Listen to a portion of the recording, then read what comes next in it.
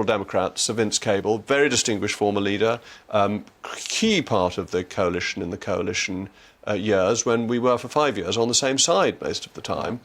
What would you have done differently in the budget? Well, actually, there were one or two things that I thought were good. I don't agree with you about the childcare. I thought that was a good supply-side initiative, helping low-earning families particularly get people back into work. I thought that the improvements in investment allowances, the capital allowance, was a good move, helped to offset some of the negatives around business investment. But, I mean, the overall problem with the budget is that the public sector is hemmed in by, very demanding debt levels of precariousness, particularly after the adventures of the trust-quieting years. There are a lot of scrutiny from bond markets and very little the government can do. You ask what I would do. I don't share your view about the size of the state. I don't think we should be frightened about the level of taxation and government spending at the moment. By international standards, it's not exceptional. Countries like Denmark have far, far higher levels of state spending and taxation than we do. They're pretty efficient, well-run, open market economies. So I think where necessary, you have to recognise the need for higher taxes, and the IFS pointed this out yesterday. We are going to go through several years of high levels of taxation. That's not, to your point about government has to be efficient. I completely agree with that. I tried to set an example in government. In my department, which I think you briefly led, we cut our overheads 40%, and we cut spending overall by 25% in the 5 years I was there. So it's actually set an example in being more economic. And of course there is waste. I mean, government procurement in the pandemic was unbelievably awful. And I'd be inclined to add to that the enormous number of civil servants who were hired for Brexit preparations too, and subsequently put on all these bilateral trade negotiations rather than dealing with the World Trade Organization. So there are areas where I would cut, but I think overall, to finance the level of state that we have and public services that are quite stretched in many areas, education, a lot of local authority functions, we've got to pay for it. But this is going to be very tough for people, isn't it, because of the fiscal drag effect, that governments can get away with not raising thresholds when inflation is 1 or 2%.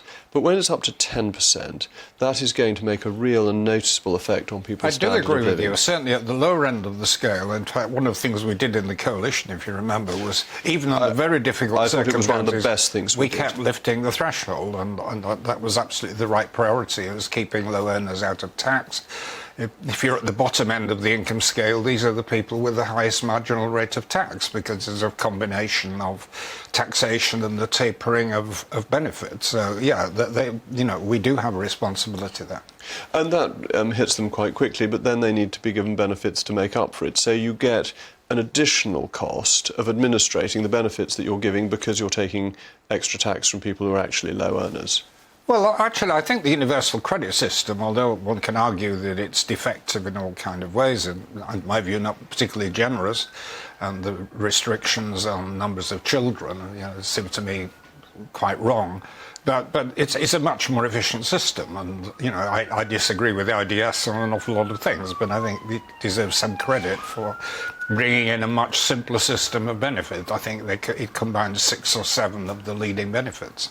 And to go back to what you were saying on the corporation tax and the write-offs for investment, the ABR, and I'm not a great fan of the ABR, has said that actually all this will do is bring investment forward.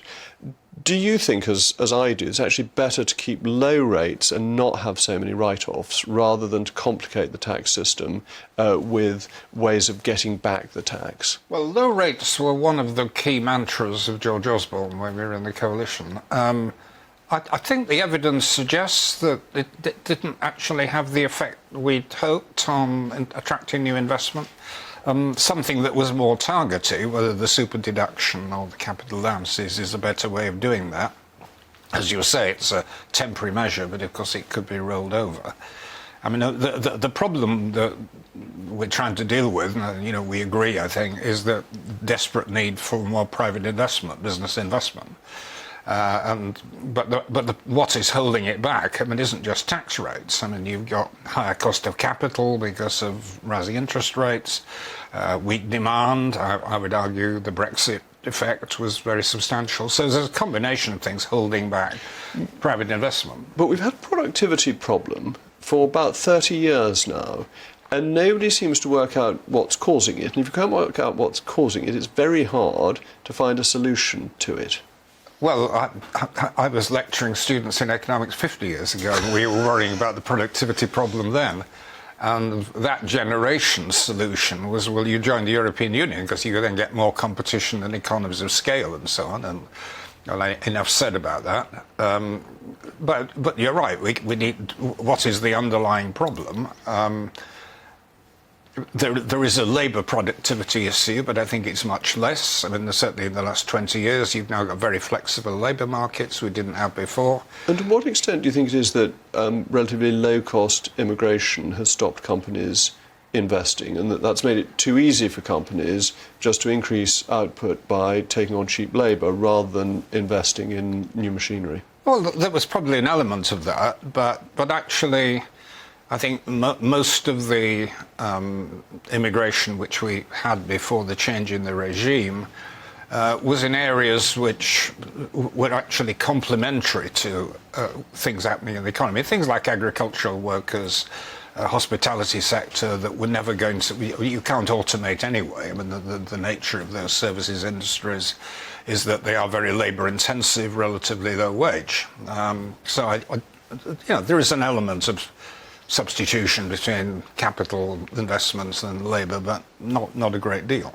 Well, I mean, what's happened since, as you know, we've got continued very high net immigration, mostly skilled labour from outside the European Union. I think it's a good policy if it's sustained. But I don't think that when we had free movement, I don't think that did an enormous damage to automation and capital investment. Well, thank you very much for coming in. It is a real pleasure to have Sir Vince in. He is one of the most thoughtful members of the Lib Dems and a very distinguished former cabinet minister.